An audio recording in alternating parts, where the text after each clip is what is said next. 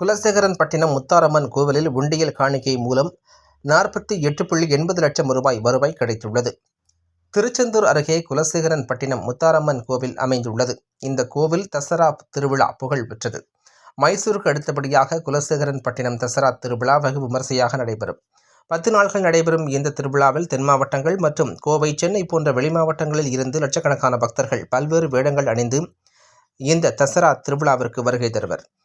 இந்த குலசேகரன்பட்டினம் முத்தாரம்மன் கோவிலில் 18 நிரந்தர உண்டியல் உள்ளது.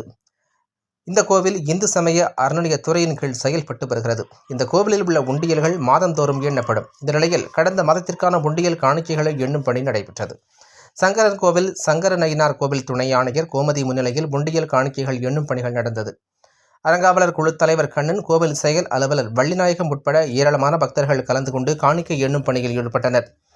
இதில் பக்தர்கள் காணிக்கையாக 48,80,142 ரூபாய் ரொக்கமாக வருவாய் வந்துள்ளது. மேலும் தங்கம் 125.500 கிராமும், வெள்ளி 1100 கிராமும் கிடைத்துள்ளது.